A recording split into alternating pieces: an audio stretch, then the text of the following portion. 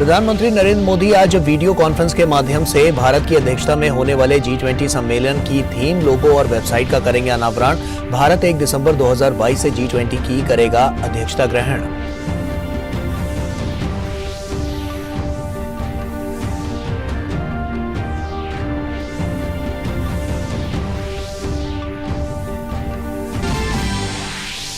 हिमाचल प्रदेश में विधानसभा चुनाव प्रचार अभियान जोरों पर। भाजपा, कांग्रेस और अन्य पार्टियों के स्टार प्रचारक मतदाताओं को लुभाने में जुटे। प्रदेश में 12 नवंबर को होगा मतदान।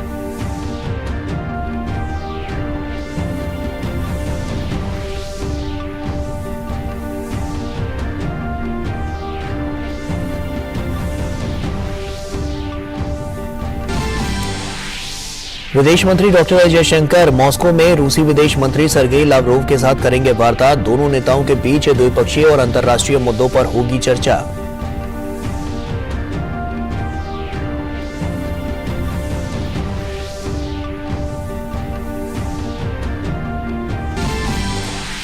भारत के साथ साथ आज विश्व के कुछ हिस्सों में देखने को मिलेगा पूर्ण चंद्र ग्रहण। चंद्रोदय के साथ होने वाले ये ग्रहण इस साल का दूसरा और अंतिम चंद्र ग्रहण होगा।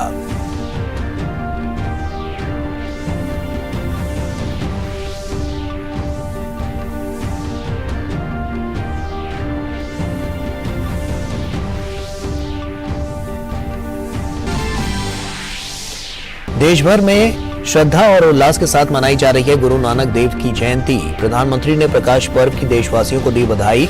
कार्तिक पूर्णिमा के मौके पर श्रद्धालु गंगा नदी में आस्था की लगा रहे हैं डुबकी।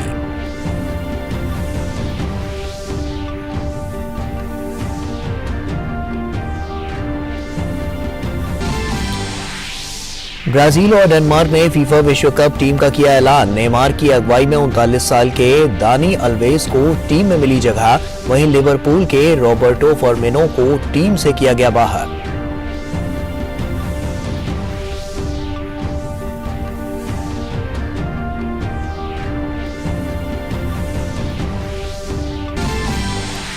चैंपियंस लीग के नॉकआउट दौर के ड्रॉ का हुआ ऐलान। अंतिम 16 में लिवरपूल का सामना होगा रियल मैड्रिड से। बायर्न म्यूनिख की भिड़ंत पीएसजी से होगी। वहीं आरबी लिप्जिग और मैनचेस्टर सिटी होंगे आमने सामने। नमस्कार, आप देख रहे हैं डीडी न्यूज। आपके साथ मैं हूं गौरव श्रीवास्तव। तो चलिए आपको सीधे हिमाचल प्रदेश के बिलासपुर लिए चलते हैं, जहां पर आपको बता दें केंद्रीय मंत्री अनुराग ठाकुर संबोधित कर रहे हैं।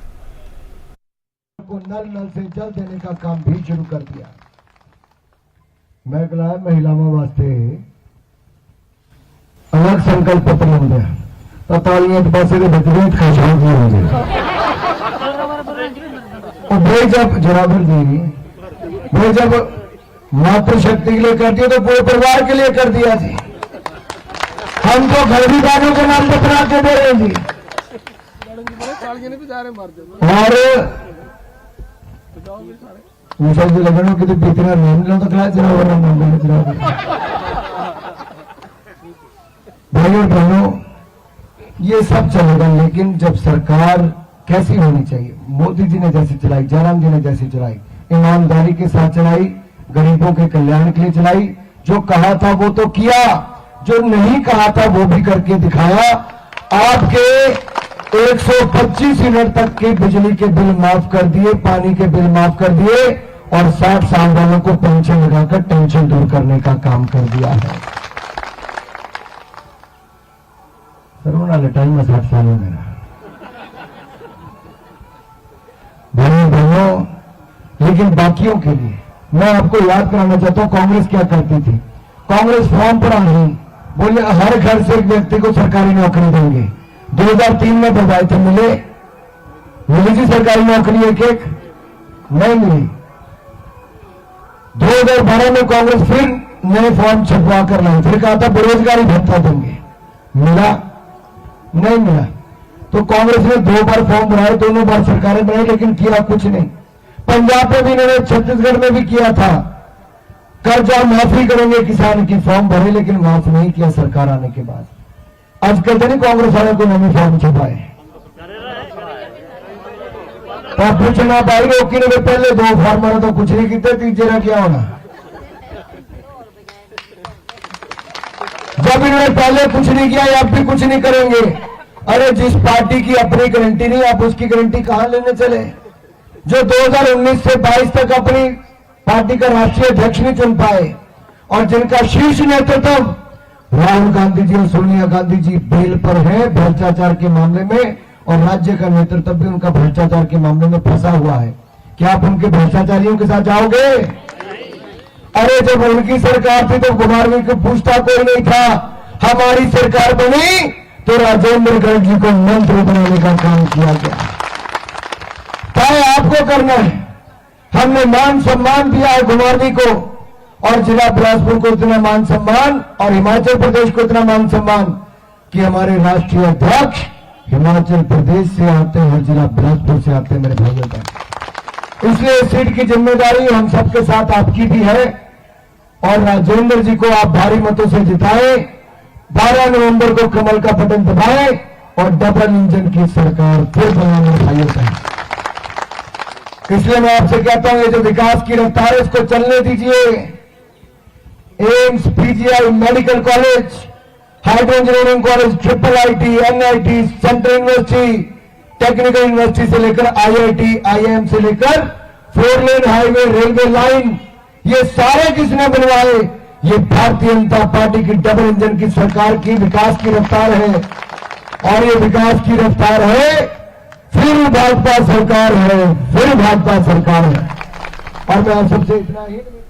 तो केंद्रीय मंत्री अनुराग ठाकुर को आप सुन रहे थे। आपको बता दें बिलासपुर में वो एक जनसभा को संबोधित कर रहे थे। जिस तरह से 12 नवंबर को यहां पर चुनाव होना है, उसके लिए अभी से जो तमाम पार्टियां हैं वो लगातार चुनावी मैदान में हैं, और उसके बाद लगातार रैलियों का दौर जो है वो जारी है। ऐसे में बीजेपी हो, कांग्रेस हो, आम आदमी पार्टी हो या अन्य दल हो, वो लगातार यहां पर पुरजोर कोशिश कर रहे हैं कि जिस हिसाब से लोगों को लुभाने के लिए और उसके बाद जिस तरह की स्थितियां हैं यहां पर चुनाव को लेकर, उसके मद्देनजर तमाम तैयारियां यहां पर नजर आ रही हैं, और जो जनसभाएं हैं वो लगातार चल रही हैं। और उसी से जुड़ी हुई ये तस्वीरें हम आपको दिखा रहे थे, जहां पर बिलासपुर में केंद्रीय मंत्री अनुराग ठाकुर यहां पर संबोधित करते हुए नजर आ रहे थे, और सरकार की जो उपलब्धियां रही हैं, डबल इंजन की जो सरकार की उपलब्धियां रही हैं, वो यहां पर गिनाते हुए नजर आ रहे थे। आगे बढ़ते हैं। प्रधानमंत्री नरेंद्र मोदी आज वीडियो कॉन्फ्रेंस के जरिए G20 की भारत की अध्यक्षता के लोगो, थीम और वेबसाइट का अनावरण करेंगे। लोगो, थीम और वेबसाइट का लक्ष्य विश्व के प्रति भारत का संदेश और प्राथमिकताएं व्यक्त करना है। प्रधानमंत्री मोदी की दृष्टि से प्रेरित विदेश नीति वैश्विक स्तर पर भारत के नेतृत्व की भूमिका विकसित कर रही है। इस दिशा में भारत अगले महीने की 1 तारीख से G20 की अध्यक्षता धारण करेगा। इससे भारत को अंतर्राष्ट्रीय महत्व के ज्वलंत मुद्दों पर वैश्विक कार्यसूची में योगदान करने का अवसर मिलेगा। G20 अंतर्राष्ट्रीय आर्थिक सहयोग के लिए प्रमुख मंच है। इसके सदस्य देश वैश्विक सकल घरेलू उत्पाद में करीब 85%, वैश्विक व्यापार में 75% से अधिक और विश्व की आबादी में करीब 2/3 योगदान करते हैं। G20 की भारत की अध्यक्षता के दौरान देश में विभिन्न स्थानों पर 32 अलग अलग विषयों में करीब 200 बैठकें आयोजित की जाएंगी। G20 शिखर सम्मेलन अगले वर्ष भारत की मेजबानी में आयोजित किया जाएगा। और हिमाचल प्रदेश में विधानसभा चुनाव प्रचार के 2 दिन शेष रहते प्रचार अभियान जोरों पर है। मुख्य राजनीतिक दल भारतीय जनता पार्टी, कांग्रेस के स्टार प्रचारक और अन्य पार्टियों के नेता राज्य में प्रचार अभियान में बढ़ चढ़कर हिस्सा ले रहे हैं। उत्तर प्रदेश के मुख्यमंत्री और भाजपा के स्टार प्रचारक योगी आदित्यनाथ पालमपुर, आनी और ठियोग में 3 जनसभाएं करेंगे। हिमाचल चुनाव के लिए केंद्रीय मंत्री स्मृति ईरानी आज जिला सिरमौर के नाहन और राजगढ़ में जनसभाएं करेंगी। केंद्रीय मंत्री नितिन गडकरी की एक जनसभा भरमौर में होगी। कांग्रेस अध्यक्ष मल्लिकार्जुन खड़गे आज हिमाचल विधानसभा चुनाव में प्रचार के लिए 2 दिवसीय दौरे पर शिमला पहुंचेंगे। वे कल हमीरपुर के सुजानपुर और कांगड़ा के चंबी में एक-एक रैली करेंगे। हिमाचल प्रदेश में पूर्व केंद्रीय मंत्री रविशंकर प्रसाद आज शिमला में प्रेस वार्ता करेंगे। वहीं अखिल भारतीय कांग्रेस कमेटी के महासचिव रणदीप सिंह सुरजेवाला भी शिमला में पत्रकार वार्ता करेंगे। कुल मिलाकर अब चुनाव प्रचार में 2 दिन का समय रह गया है। ऐसे में सभी पार्टी लोगों को अपनी ओर आकर्षित करने में कोई कोर कसर नहीं छोड़ना चाहती। आगे बढ़ते हैं। आपको बता दें कि उपराष्ट्रपति जगदीप धनखड़ आज हरियाणा के रोहतक में बाबा मस्तनाथ विश्वविद्यालय के तृतीय दीक्षांत समारोह में बतौर मुख्य अतिथि भाग लेंगे। मुख्यमंत्री मनोहर लाल भी दीक्षांत समारोह में शिरकत करेंगे। उपराष्ट्रपति जगदीप धनखड़ आज हरियाणा के सांपला स्थित दीनबंधु चौधरी छोटू राम स्मारक पर भी पुष्प अर्पित करेंगे। केंद्रीय मत्स्य पालन, पशुपालन और डेयरी राज्य मंत्री डॉक्टर एल मुरुगन ने गोवा में भारतीय मत्स्य सर्वेक्षण के मोरमुगांव जोनल बेस का दौरा किया। डॉक्टर एल मुरुगन ने मत्स्य पालन से संबंधित विभिन्न परियोजनाओं की समीक्षा की। केंद्रीय मंत्री को भारतीय मत्स्यिकी सर्वेक्षण की विभिन्न गतिविधियों की भी जानकारी दी गई। भारतीय मत्स्यिकी सर्वेक्षण के महानिदेशक ने डॉक्टर एल मुरुगन को मत्स्य उद्यमियों को दी जा रही विभिन्न तकनीकी प्रशिक्षणों से भी अवगत कराया। और वहीं भारत आज से शुरू हो रहे मालाबार अभ्यास के 26वें संस्करण में भाग ले रहा है। क्वाड समूह के सदस्यों भारत, ऑस्ट्रेलिया, जापान और अमेरिका की नौसेनाओं के साथ होने वाले मालाबार अभ्यास की मेजबानी जापान कर रहा है। 18 नवंबर तक जापान के योकोसुका में चलने वाले मालाबार अभ्यास में भारत के 2 युद्धपोत आईएनएस शिवालिक और कमोटा हिस्सा लेकर अपनी ताकत का प्रदर्शन करेंगे। P-8I टोही विमान भी युद्धाभ्यास में भाग ले रहा है। आगे बढ़ते हैं। भारतीय जनता पार्टी के वरिष्ठ नेता लालकृष्ण आडवाणी का आज जन्मदिन है। इस मौके पर प्रधानमंत्री नरेंद्र मोदी लालकृष्ण आडवाणी से मिलने उनके आवास पर पहुंचे और उन्हें जन्मदिन की बधाई दी।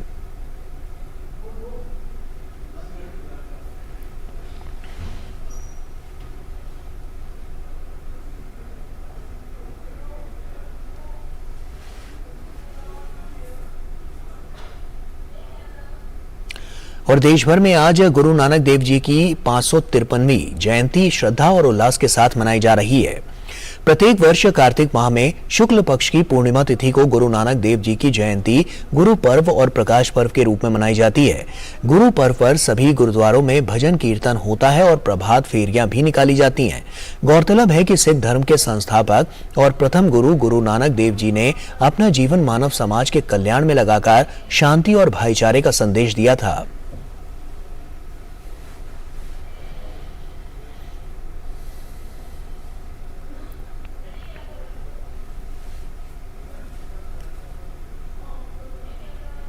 राष्ट्रपति द्रौपदी मुर्मू ने गुरु नानक देव जी की जयंती पर देशवासियों को बधाई दी। राष्ट्रपति ने ट्वीट करते हुए कहा कि गुरु नानक देव जी के जन्म दिवस के अवसर पर देश तथा विदेश में रह रहे सभी देशवासियों और विशेष रूप से सिख भाइयों और बहनों को मेरी हार्दिक शुभकामनाएं। और राष्ट्रपति द्रौपदी मुर्मू ने इस अवसर पर एक पत्र भी साझा किया।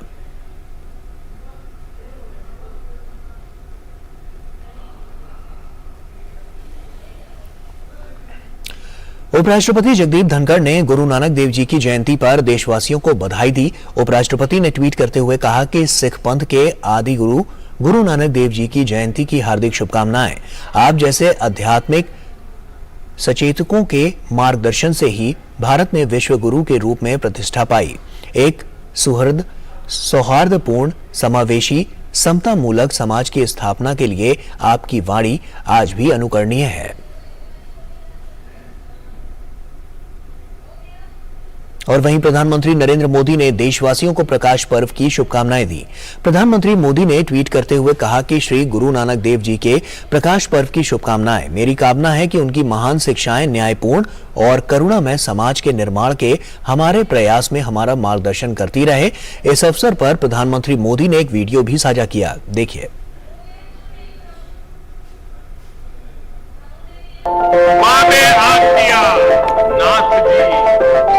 चंद्रमा कुड़ू अंधारा कुड़ू अमावसी बरतिया जडिया साथ।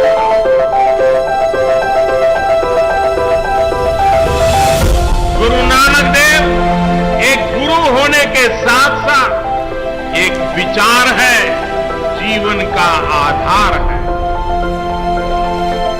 वो हमारे देश पर, हमारे समाज पर अन्याय, अधर्म और अत्याचार की जो अमावस्या छाई हुई थी, उससे बाहर निकालने। और बीजेपी प्रेस कॉन्फ्रेंस कर रही है, आपको सीधे वहां लिए चलते हैं। मनोज तिवारी कुछ कह रहे हैं, वो सुनवाते हैं। में बंद एक ठग है जिसने आरोप लगाया है कि हमसे बड़ा महाठग दिल्ली के मुख्यमंत्री अरविंद केजरीवाल है। और ये उन्होंने कह के ही नहीं, उन्होंने चिट्ठियां लिख करके विधिवत साक्ष्य दिया है, तिथि बताई है, कैसे कैसे मिले, किसके फोन से बात हुई, कब से हम परिचित हैं, ये सब बताया।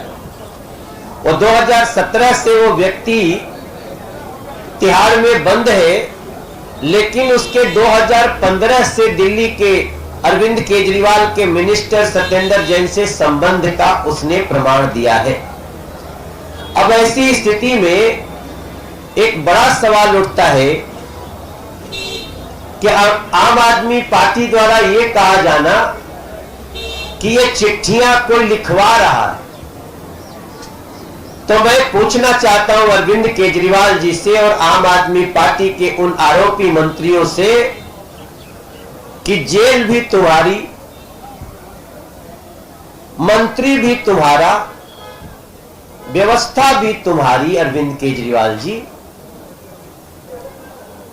और तुम्हारा जेल मंत्री भी जेल में ही रह रहा है, जेल में ही है।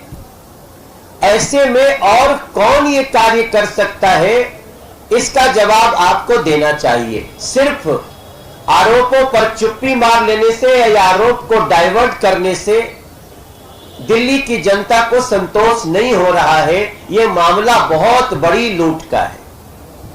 आप सब जानते हैं, जब मैं कह रहा हूं जेल भी तुम्हारी, तो दिल्ली की चाहे जो भी जेल हो, रोहिणी की जेल हो, मंडोली की जेल हो, तिहाड़ जेल हो, ये सब दिल्ली सरकार के अंतर्गत आता है, दिल्ली सरकार के अंडर में ही आता है। इसलिए हमने कहा जेल भी तुम्हारी, और चूंकि आपकी सरकार है, आपके सरकार के अंतर्गत है, जेल का मंत्री सत्येंद्र जैन वो आपके है, सारी व्यवस्था अगर आपके मंत्रालय के अंतर्गत है तो आप ही की है। और इसमें कोई दो राय नहीं कि अगर सारी व्यवस्था आपकी और मंत्री भी अंदर रह के ही जेल के मंत्री के रूप में काम कर रहा है, इसका मतलब जेल व्यवस्था देख रहा है, तब कौन इसको सिखा रहा है चिट्ठियां लिखने के लिए सुकेश चंद्रशेखर को, यह एक बड़ा सवाल है। अब दूसरा पॉइंट आता है कि एक बड़ा डाउट पैदा होता है। पहले जो पता चला है कि शराब में जो लूट हुई दिल्ली में, उन पैसों से इन्होंने पंजाब का और गोवा का और कहां का चुनाव लड़ा। क्या आगे चुनाव लड़ने के लिए ही आपने ऐसे सुकेश चंद्रशेखर नाम के ठग से 500 करोड़ रुपए जुटाए हैं, 50 करोड़ रुपए लिए हैं? तो हमारी तो शंका यहां हो रही है कि इसी तरह जुटाए हुए पैसों से अब ये दूसरे चुनाव भी लड़ने के लिए, हारे जीते चाहे सर्वे जो भी कहे, लेकिन लड़ने में लगे हुए हैं। ये भी एक जांच का विषय बनता है। चूंकि मामला इतना संगीन है, इसलिए भारतीय जनता पार्टी ये डिमांड करती है कि इसमें आरोप प्रत्यारोप से काम नहीं चलेगा। इस पे हमें कहीं ना कहीं सत्य पे पहुंचना होगा। ना हम मीडिया का समय बर्बाद करना चाहते हैं, ना दिल्ली की जनता का समय बर्बाद करना चाहते हैं, और ना तो अपना और उनका समय बर्बाद करना चाहते हैं। इसलिए भारतीय जनता पार्टी ये मांग करती है कि इस केस में जुड़े हुए तीनों व्यक्तियों का, उस सुकेश चंद्रशेखर जो तिहाड़ में बंद है, सत्येंद्र जैन मंत्री जो तिहाड़ में बंद है, और अरविंद केजरीवाल जिनके ऊपर फोन से बात करने, 50 करोड़ रुपया लेने, राज्यसभा की सीट बेचने, आम आदमी पार्टी का कोई प्रमुख पद बेचने के ऊपर और 500 करोड़ रुपए जुटाने का आरोप है उस अरविंद केजरीवाल जी का भी। इन तीनों का पॉलीग्राफ लाई डिटेक्टर टेस्ट करवाने की जरूरत है, ऐसी भारतीय जनता पार्टी डिमांड करती है। दूध का दूध, पानी का पानी होगा, यह पता चल जाना चाहिए। और हमारे देश का, दुनिया का विज्ञान इस जगह पहुंच गया है कि पॉलीग्राफ लाई डिटेक्टर टेस्ट के बाद हमारे पास कोई शक की गुंजाइश नहीं रहती है और भारतीय जनता पार्टी इस पॉलीग्राफ लाई डिटेक्टर टेस्ट के साथ साथ यह भी मांग करती है कि इस पॉलीग्राफ लाई डिटेक्टर टेस्ट का मीडिया में लाइव प्रसारण हो, ताकि सब कुछ दूध का दूध पानी का पानी हो। भारतीय जनता पार्टी चाहती है कि ये रोज के आरोप प्रत्यारोप, हमें दिल्ली के लिए काम करना, हमें दिल्ली के लिए पार्क बनाना है, हमें दिल्ली के लिए टनल बनाने, हमें दिल्ली के लिए बड़ी बड़ी सड़कें बनानी है, हमें दिल्ली के लिए 50 कार्य करने हैं, नालों के जल से पानी झील बनानी है, और आप हमको रोज आरोप की चर्चा में ला देते हैं। निश्चित रूप से भ्रष्टाचार की बात होगी तो हमें तो बात करनी पड़ेगी, क्योंकि हमारा काम है, हम दिल्ली में विपक्ष में हैं, इसलिए हम किसी भी भ्रष्टाचारी को भ्रष्टाचार करके निकलने नहीं देंगे। यह हमारा संकल्प है भारतीय जनता पार्टी का। आपको अंत में एक बात बताते हुए मुझे ये कहते हुए अजीब भी लगता है कि अरविंद केजरीवाल जी, आपके ऊपर बहुत गंभीर आरोप लगे हैं।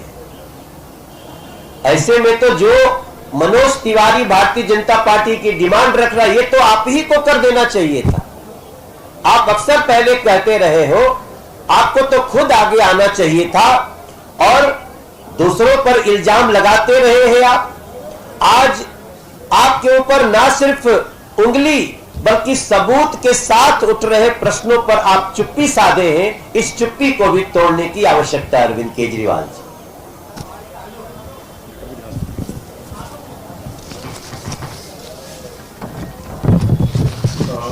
सवाल हम लोग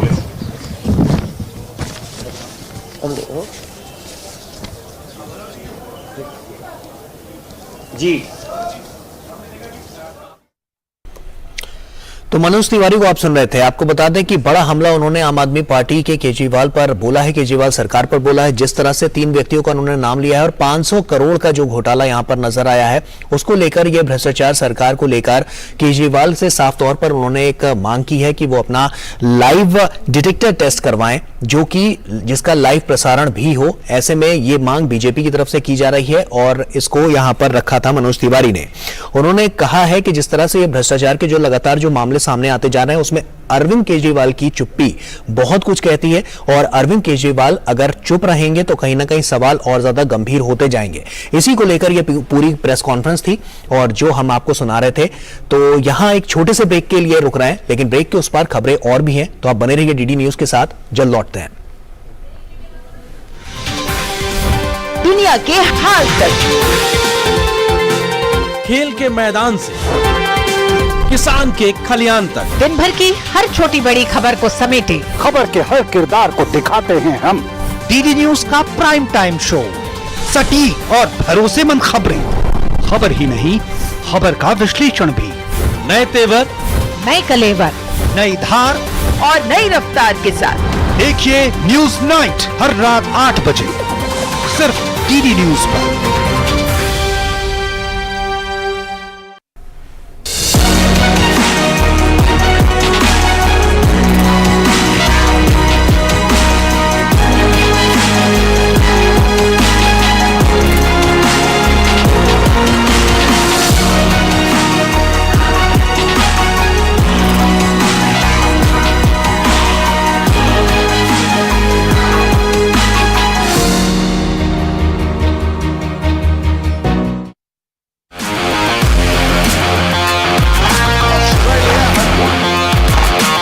टीम 16 विजेता 1।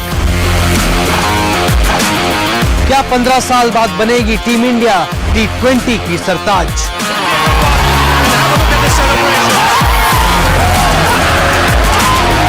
ग्राउंड जीरो से लगातार देते रहेंगे हम आपको अपडेट्स।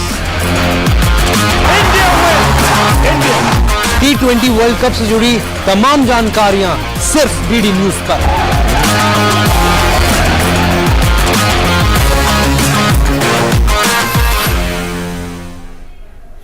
ब्रेक के बाद एक बार फिर से आप सभी का स्वागत है। उत्तर प्रदेश के मुख्यमंत्री योगी आदित्यनाथ ने लखनऊ में सिख पंथ के संस्थापक और प्रथम गुरु श्री गुरु नानक देव जी की जयंती पर आयोजित कार्यक्रम में हिस्सा लिया।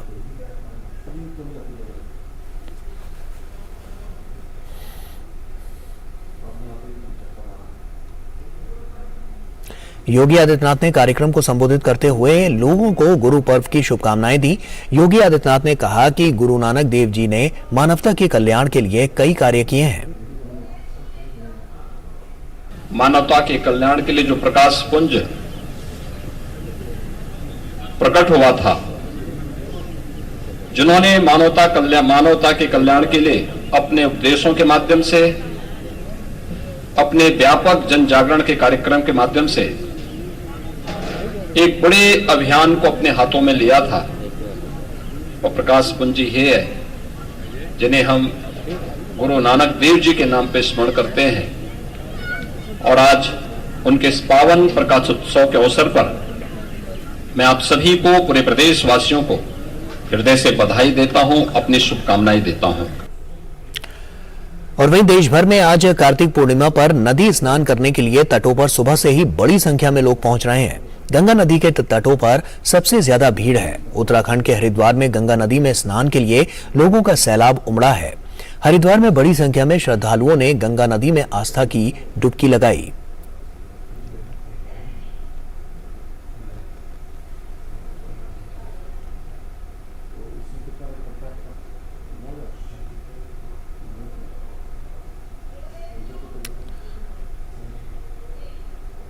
और वहीं उत्तर प्रदेश के गढ़मुक्तेश्वर में कार्तिक पूर्णिमा के अवसर पर श्रद्धालुओं ने गंगा नदी में पावन स्नान किया।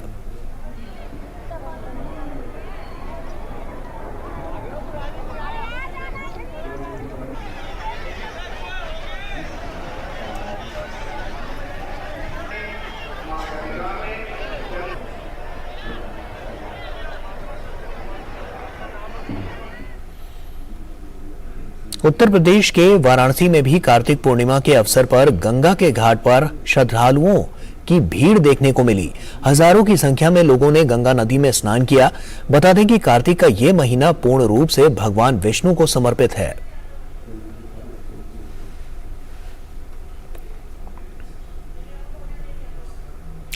और बिहार के पटना में कार्तिक पूर्णिमा के अवसर पर श्रद्धालुओं ने गंगा नदी में पावन स्नान किया।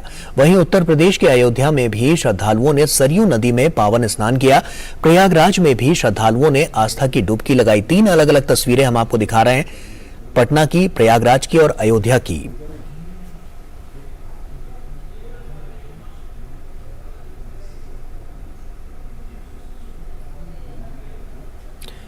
तो अलग अलग तस्वीरें हम आपको दिखा रहे हैं। आपको बता दें कि कार्तिक पूर्णिमा का यह पावन पर्व है और इसमें आस्था की डुबकी लगाने के लिए जो श्रद्धालु हैं वो लगातार पहुंच रहे हैं। 3 अलग अलग तस्वीरें पटना की, प्रयागराज की और अयोध्या की हम आपको दिखा रहे हैं। भारत सहित विश्व के कई भागों में आज वर्ष 2022 का आखिरी और दूसरा चंद्र ग्रहण लगेगा। पूर्ण चंद्र ग्रहण देश के पूर्वी भागों में और आंशिक ग्रहण शेष राज्यों में नजर आएगा। भारत में चंद्र ग्रहण नजर आने के कारण सूतक काल मान्य होगा। जब सूर्य और चंद्रमा के बीच पृथ्वी आ जाती है तब चंद्र ग्रहण लगता है। साल का आखिरी चंद्र ग्रहण शाम 5:20 से प्रारंभ होगा और शाम 6:20 तक रहेगा। चंद्र ग्रहण से 9 घंटे पहले इसका सूतक काल लग जाएगा। वहीं दुनिया के देशों में चंद्र ग्रहण उत्तरी पूर्वी यूरोप, ऑस्ट्रेलिया, उत्तरी अमेरिका, दक्षिणी अमेरिका के अधिकांश हिस्से, पैसिफिक, अटलांटिक, हिंद महासागर, आर्कटिक और अंटार्कटिका के क्षेत्रों में भी दिखाई देगा। चंद्र ग्रहण के कारण उत्तर प्रदेश के वाराणसी में भी आज मंदिर के कपाट बंद हैं। श्री भगवान जगन्नाथ नौ दुर्गा मंदिर के बाहर से भक्त दर्शन कर रहे हैं।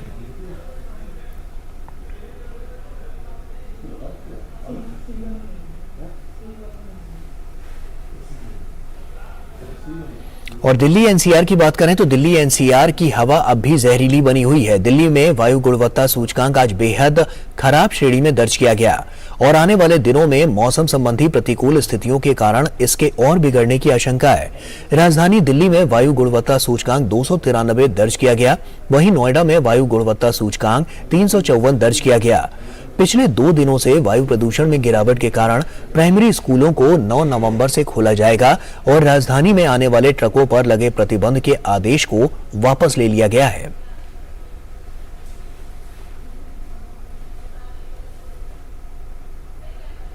उत्तर प्रदेश के कानपुर में चंद्रग्रहण के कारण मंदिर के कपाट बंद कर दिए गए हैं। श्रद्धालु मंदिर के बाहर से पूजा अर्चना कर रहे हैं।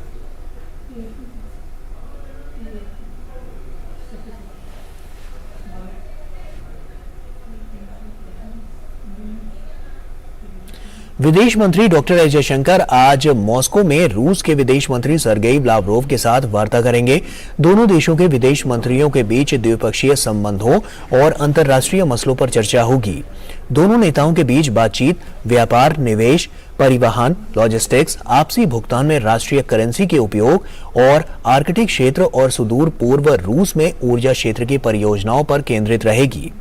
जयशंकर अपनी यात्रा के दौरान रूस के उप प्रधानमंत्री और व्यापार और उद्योग मंत्री डेनिस मांतुरोव से भी मुलाकात करेंगे। हाल के दिनों में राष्ट्रपति व्लादिमीर पुतिन द्वारा भारतीयों की प्रशंसा के बाद विदेश मंत्री जयशंकर रूस की यात्रा कर रहे हैं।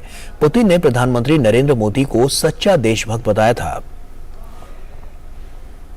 और विदेश राज्य मंत्री वी मुरलीधरन आज भारत की आजादी की 75वीं वर्षगांठ के उपलक्ष्य में ब्राजील की संसद में आयोजित सत्र में हिस्सा लेंगे। इससे पहले विदेश राज्य मंत्री वी मुरलीधरन ने ब्राजील दौरे पर ब्रासीलिया के सिटी पार्क में महात्मा गांधी की प्रतिमा पर श्रद्धांजलि अर्पित की। इस मौके पर उन्होंने कहा कि स्थानीय समुदायों के बीच गांधीवादी मूल्यों और दर्शन के प्रभाव के बारे में जानकर खुशी हुई। और वहीं इससे पहले विदेश राज्य मंत्री वी मुरलीधरन ने ब्राजील के साओ पाउलो में भारतीय समुदाय के साथ संवाद किया। ब्राजील में भारत की समृद्ध सांस्कृतिक विरासत को बढ़ावा देने के लिए भारतीय समुदाय की सराहना की। मणिपुर का आकांक्षी जिला चंदेल कभी विकास की राह में पीछे जरूर रह गया था, लेकिन इसे आकांक्षी जिले के रूप में शामिल करने के बाद से यहां विकास के लिए केंद्र की कई योजनाएं चलाई जा रही हैं।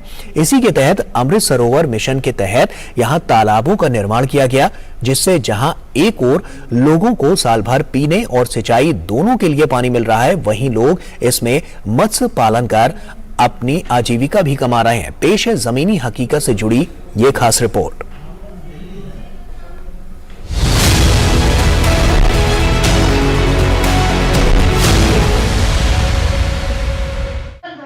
मणिपुर का चंदेल जिला कभी विकास की राह में पिछड़ गया था, लेकिन केंद्र सरकार द्वारा आकांक्षी जिला में शामिल करने के बाद से यहाँ विकास के लिए केंद्र की कई योजनाएं चलाई जा रही हैं। यहाँ जल संरक्षण मिशन के तहत अमृत सरोवर द्वारा ग्रामीण अर्थव्यवस्था को बढ़ावा दिया जा रहा है।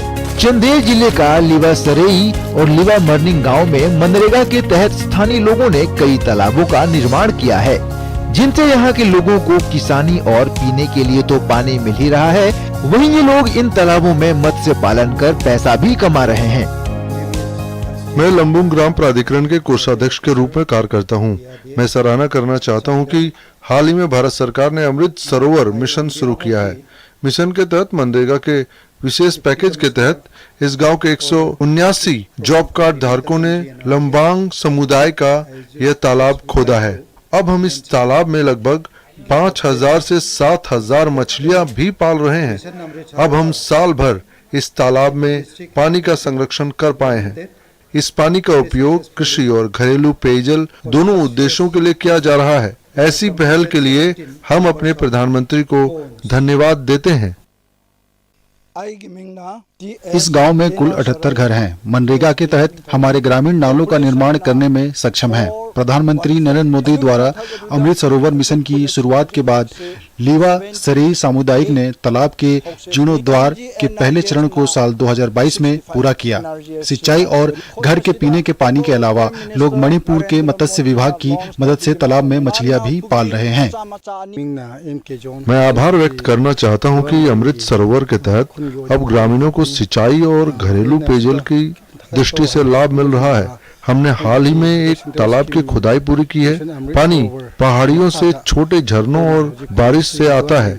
हम इस तालाब में साल भर पानी जमा कर सकते हैं। मैं इस गांव की ओर से भारत सरकार को धन्यवाद देना चाहता हूं। जल संरक्षण मिशन के तहत अमृत सरोवर योजना चंदेल जिला के लोगों के लिए वरदान सिद्ध हो रही है। हालांकि आकांक्षी जिला के तहत चंदेल जिले में कई विकास योजनाएं भी चलाई जा रही हैं, जिनका सीधा फायदा यहाँ के लोगों को मिल रहा है। Bureau report, DD news.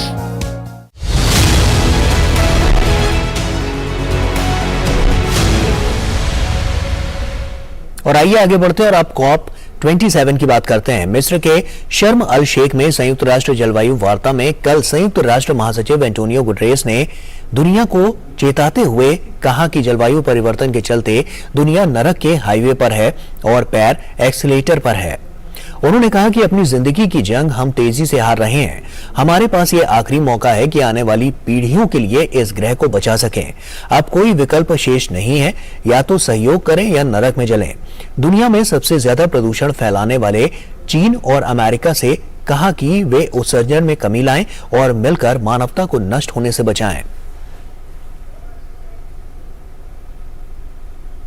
पर्यावरण, वन और जलवायु परिवर्तन मंत्री भूपेंद्र यादव ने कहा कि जलवायु परिवर्तन से निपटने के लिए विश्व के उपशमन प्रयासों की गति पर्याप्त नहीं है। उन्होंने कहा कि दुनिया को सिलसिलेवार प्राकृतिक दुष्प्रभावों को तत्काल समझने की आवश्यकता है, जिनसे विश्व भर में भारी क्षति हो रही है। और मिस्र के शर्म अल शेख में चल रहे कॉप 27 शिखर सम्मेलन में भाग लेने आए फ्रांस के राष्ट्रपति इमैनुअल मैक्रों ने कहा कि दुनिया युद्ध और अर्थव्यवस्था के संकट से जूझ रही है। इसका असर जलवायु समस्या से लड़ने के लिए हो रहे प्रयासों पर नहीं पड़ना चाहिए। उन्होंने कहा कि यदि हम चाहते हैं कि वैश्विक व्यवस्था हमारे लिए बड़े खतरे के रूप में सामने न आए, तो हमें अपने प्रयासों को तेज करना होगा।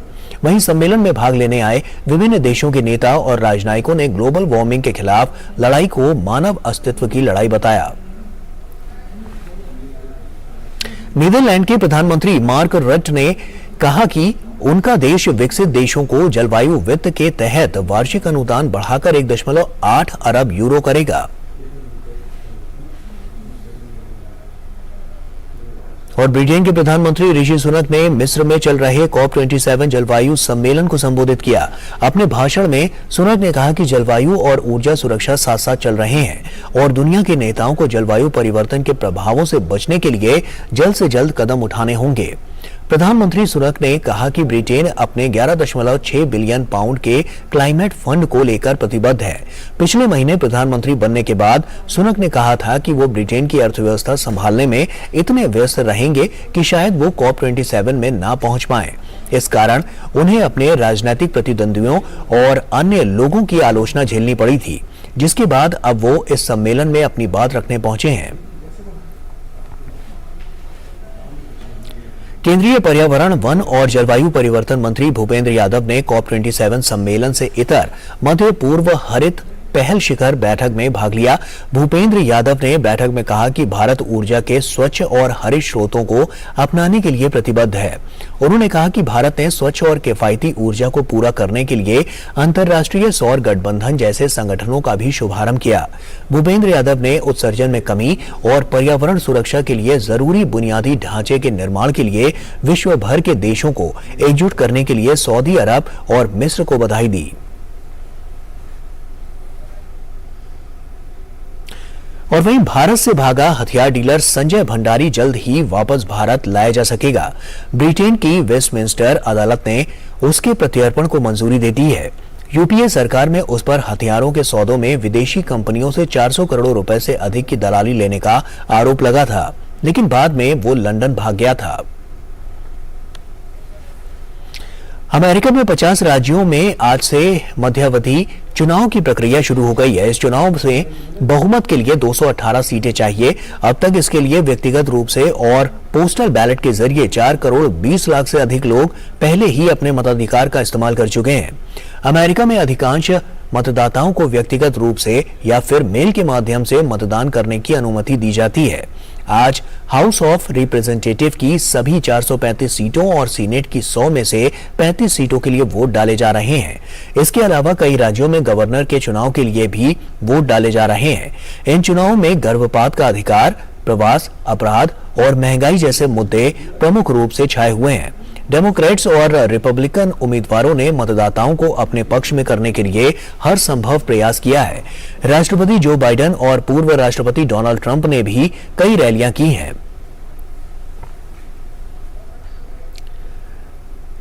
मध्यावधि चुनाव की पूर्व संध्या पर अमेरिकी राष्ट्रपति जो बाइडेन ने मेरीलैंड में रैली की और कहा, हमारा प्रजातंत्र इस वक्त खतरे में है और रिपब्लिकन पार्टी की जीत हमारे प्रजातंत्र को कमजोर करेगी।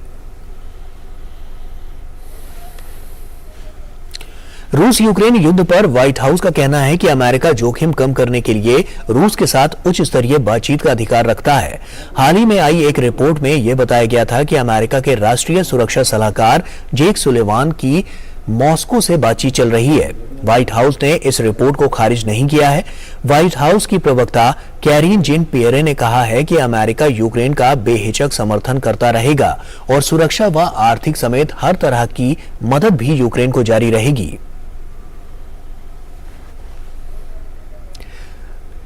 अमेरिकी सुरक्षा सलाहकार जेक सुलिवान ने एक इंटरव्यू के दौरान कहा कि रूस ने यूक्रेन पर हमला करके अंतर्राष्ट्रीय सिद्धांतों की अवहेलना की है। जेक सुलिवान ने दोनों देशों के बीच के संवाद के बारे में बात करते हुए बताया कि अमेरिका रूस के राष्ट्रपति पुतिन के साथ संपर्क में है।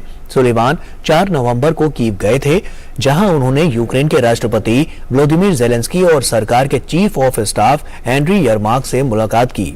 जेक सुलिवान ने अतिरिक्त सुरक्षा सहायता के रूप में अतिरिक्त मदद की भी घोषणा की। उधर यूक्रेन के राष्ट्रपति व्लादिमीर ज़ेलेंस्की का कहना है कि फिलहाल दोनेत्स्क क्षेत्र युद्ध का मुख्य केंद्र बना हुआ है, जहां हर दिन सैकड़ों रूसी सैनिक अपनी जान गंवा रहे हैं। राष्ट्रपति ज़ेलेंस्की ने कहा कि लड़ाई का मैदान कब्जा करने वालों के शवों से पटा पड़ा है। राष्ट्रपति व्लादिमीर ज़ेलेंस्की ने बताया कि मिसाइलों, विमानों और अत्याधुनिक रॉकेट सिस्टम्स का इस्तेमाल करते हुए ज़ापोरिजिया और खेरसोन के इलाकों समेत सोमवार को 50 से ज्यादा सेटलमेंट्स पर हमला किया गया। यूक्रेनी सेना अभी भी सक्रिय रूप से रक्षा का काम कर रही है और धीरे धीरे रूसी सैनिकों को पीछे धकेल रही है। उत्तर कोरिया ने कहा कि रूस के साथ उसका हथियारों का कोई सौदा नहीं है और आगे भी उसकी ऐसी कोई योजना नहीं है। यह बयान अमेरिका के उस बयान के बाद आया है जिसमें अमेरिका ने उत्तर कोरिया पर यूक्रेन युद्ध के लिए रूस को हथियार आपूर्ति करने का आरोप लगाया था। अमेरिकी राष्ट्रीय सुरक्षा के प्रवक्ता जॉन किर्बी ने पिछले सप्ताह कहा था कि उत्तर कोरिया गुप्त रूप से रूस को महत्वपूर्ण गोला बारूद की आपूर्ति कर रहा है।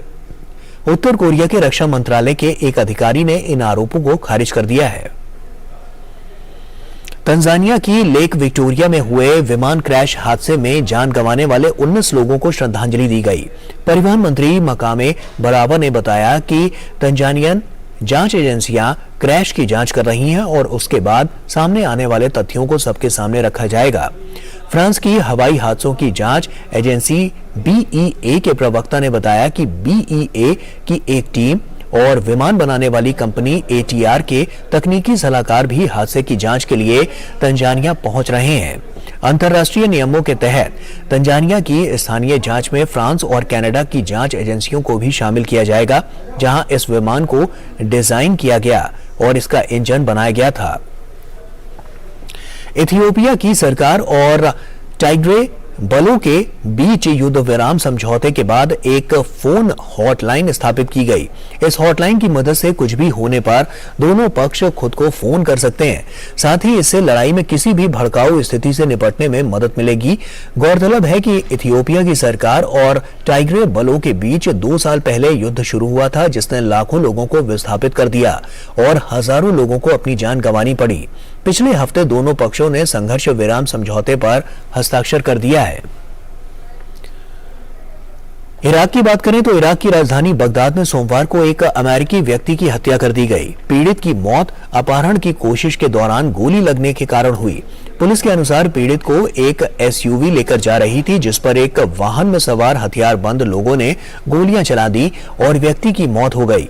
इराक पुलिस ने बताया कि शव को पोस्टमार्टम के लिए बगदाद में करड़ा जिले के एक अस्पताल में भेजा गया है। प्रारंभिक रिपोर्ट के अनुसार व्यक्ति की मौत गोली लगने से हुई है। मृतक के पास से एक पहचान पत्र भी मिला है, जिसके अनुसार वो अंग्रेजी शिक्षक के रूप में काम करता है। इराक की समाचार एजेंसी के अनुसार इस मामले की जांच के लिए सेना के कमांडर इन चीफ चीफ ने जांच समिति का गठन किया है। वहीं अमेरिकी विदेश विभाग के प्रवक्ता नेड प्राइस ने कहा है कि विभाग को इराक में मारे गए अमेरिकी व्यक्ति के बारे में जानकारी है और वो इस मामले की जांच भी कर रहा है। मारियोपोल, जो कि अजोव सागर पर सबसे बड़ा यूक्रेनी शहर है, उसकी एक सैटेलाइट इमेज जारी की गई है। सैटेलाइट इमेज के माध्यम से मारियोपोल के पास स्थित स्टारोक्रिम्स्के कब्रिस्तान के विस्तार को दिखाया गया है। एक विश्लेषण में कहा गया है कि युद्ध की शुरुआत के बाद से कब्रिस्तान में 4600 से अधिक कब्र खोदी गई थी।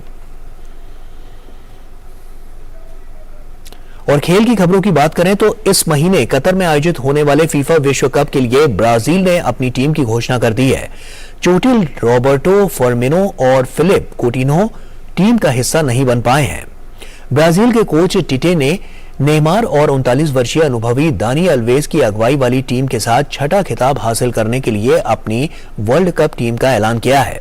ब्राजील रिकॉर्ड छठा विश्व कप जीतने का प्रबल दावेदार है, क्योंकि उनके पास युवा प्रतिभाओं से भरी एक अच्छी टीम है और वो इस टूर्नामेंट में शानदार खेल दिखाने को बेताब हैं।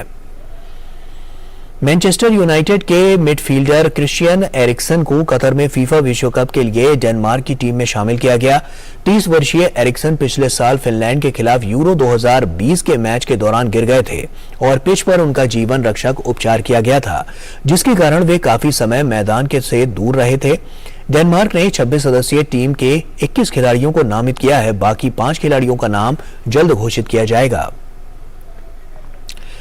चैंपियंस लीग के नॉकआउट दौर के ड्रॉ की घोषणा कर दी गई है। गत वर्ष का फाइनल खेलने वाली दोनों टीम इस सत्र के अंतिम 16 में भिड़ती नजर आएंगी, यानी इंग्लिश क्लब लिवरपूल और Spanish club real Madrid champions league के नॉकआउट दौर में एक दूसरे के आमने सामने होंगे। वहीं जर्मन क्लब बायर्न म्यूनिख की भिड़ंत पीएजी से होगी। आरबी लेप्जिग और मैनचेस्टर सिटी का एक दूसरे से मुकाबला होगा। चेल्सी का सामना बोरुसिया डॉर्टमंड से होगा। गौरतलब है कि लीग के राउंड ऑफ 16 में टीमों के पहले लेग के मुकाबले 14, 15, 21 और 22 फरवरी 2023 को खेले जाएंगे, जबकि दूसरे लेग के मुकाबले 7, 8, 14 और 15 मार्च 2023 को होंगे। आगे बढ़ते हैं। आईसीसी टी20 विश्व कप के सेमीफाइनल से पहले टीम इंडिया के कैंप से मंगलवार की सुबह रोहित शर्मा के चोटिल होने की खबर आई। उन्हें एडिलेड में नेट्स पर बल्लेबाजी के दौरान चोट लगी, जिसके बाद वो दर्द से कराहते नजर आए, लेकिन गनीमत ये रही कि चोट ज्यादा गंभीर नहीं थी। टीम के मेडिकल स्टाफ ने रोहित शर्मा की चोट का संज्ञान लिया और रोहित फिर से नेट में बल्लेबाजी का अभ्यास करते हुए नजर आए।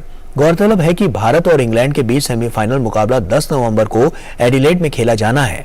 टी20 वर्ल्ड कप 2022 में रोहित शर्मा भले ही बल्ले से उस तरह के फॉर्म में ना दिखे हों जिसके लिए वो जाने जाते हैं, लेकिन उनकी कप्तानी भारतीय टीम के लिए कमाल करती दिखी है।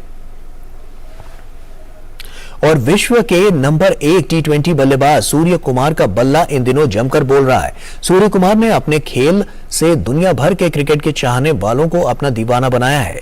इंग्लिश ऑलराउंडर बेन स्टोक्स ने भी सूर्य कुमार की तारीफ की है। स्टोक्स ने कहा है कि उनके अजीबोगरीब शॉट कई बार सोचने पर मजबूर कर देते हैं।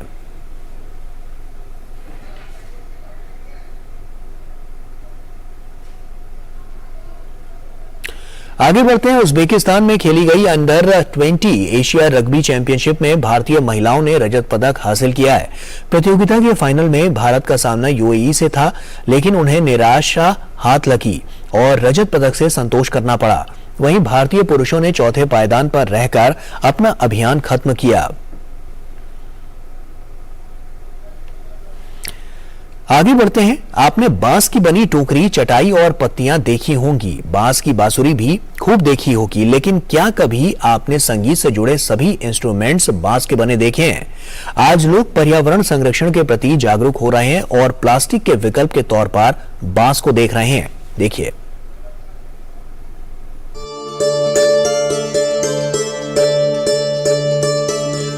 ये है सुभाषी सब्यसाची, जिनका जन्म एक संगीत परिवार में हुआ था, यानी इनके डीएनए में संगीत है, तो जाहिर है वो भी संगीत में माहिर हैं। लेकिन आज हम बात उनके संगीत की नहीं कर रहे हैं, आज हम बात कर रहे हैं उनके अनोखे जुनून की।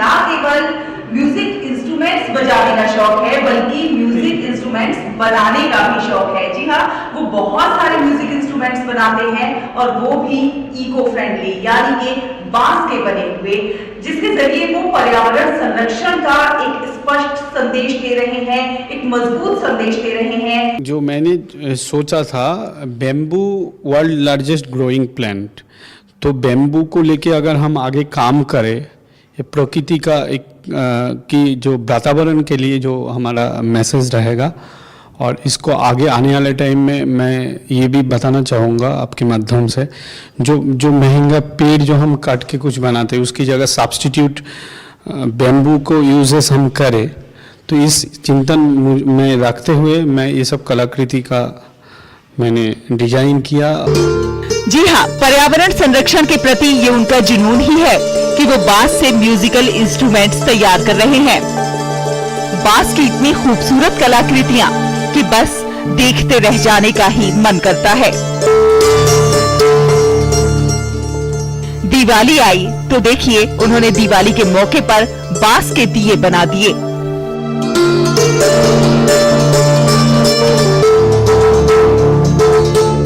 तबला हो या सितार, पखवाज, हारमोनियम और माउथ आर्गन या फिर बच्चों के खूबसूरत खिलौने, सब कुछ बांस के बने हुए।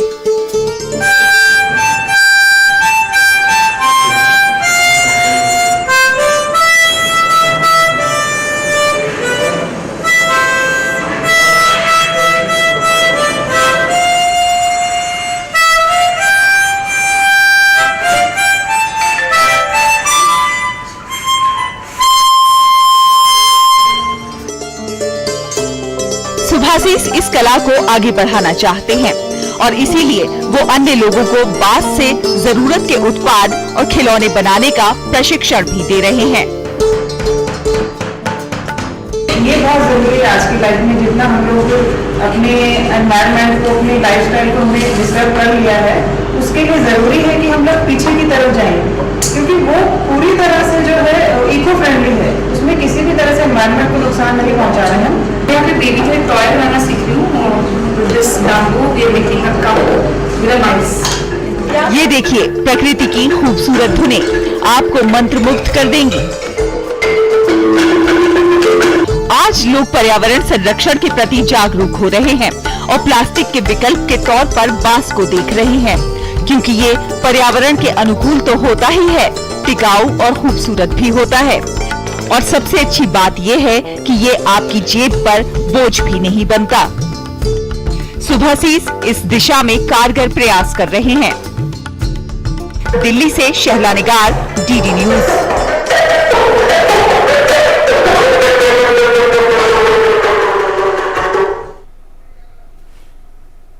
और लगातार कई घंटों तक खड़े रहना या गलत तरीके से खड़े रहना कुछ समस्याएं उत्पन्न कर सकता है। यदि आपका व्यवसाय ऐसा है जिसमें आपको लगातार खड़े रहना होता है, तो ये जानना जरूरी है कि ऐसे में क्या सावधानी रखनी चाहिए। देखिए,